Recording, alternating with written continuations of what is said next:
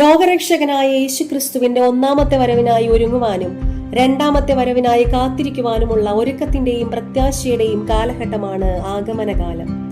ആഗമനകാലറിയത്തിലെ 4 തിരികൾ ഈ ഒരുക്കത്തിന്റെയും ക്രിസ്തുവിന്റെ ജനനത്തിനായി ലോകം കാത്തിരുന്നതിന്റെയും ഓർമ്മപ്പെടുത്തലാണ്. ഓരോ തിരിയും ഓരോ ആഴ്ചയിൽ തെളിയിക്കുന്നതിലൂടെ ലോകത്തിലേക്ക് കടന്നുവരുന്ന ക്രിസ്തുവിന്റെ പ്രകാശത്തിനായി നാം ഒരുങ്ങുന്നു എന്ന് സൂചിപ്പിക്കുന്നു. തിരികൾ ക്രിസ്തുവാകുന്ന ലോകത്തിന്റെ പ്രകാശത്തെ സൂചിപ്പിക്കുന്നു. ക്രിസ്തുവിന്റെ വരവോടെ ലോകത്തിൽ ഇരുൾ നീങ്ങി പ്രകാശം പരക്കുന്നു.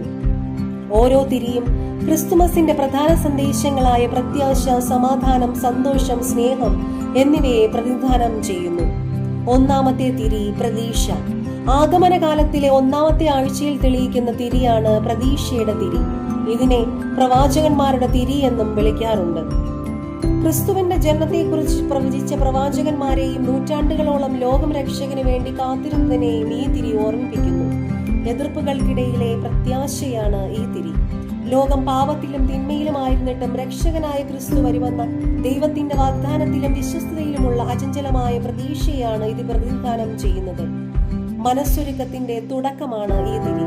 നമ്മുടെ ജീവിതത്തിൽ ക്രിസ്തുവിനെ സ്വീകരിക്കാൻ മനസ്സൊരുക്കേണ്ടതിന്റെ പ്രാധാന്യം ഈ തിരി നമ്മെ ഓർമ്മിപ്പിക്കുന്നു. ദൈവത്തിൽ പ്രത്യാശ അർപ്പിക്കുമ്പോൾ മാത്രമാണ് യഥാർത്ഥ സന്തോഷവും സമാധാനവും കണ്ടെത്താൻ കഴിയുന്നത് എന്ന സന്ദേശം നൽകുന്നു. ഒന്നാമത്തെ തിരി കത്തിക്കുമ്പോൾ ക്രിസ്തുവിൽ അർപ്പിക്കുന്ന അടിയുറച്ച പ്രതീക്ഷയുടെ വെളിച്ചം നമ്മുടെ ഹൃദയങ്ങളിൽ നിറയുന്നു. പ്രത്യാശ നിർഭരമായ നല്ലൊരാഴ്ച ആശംസിക്കുന്നു.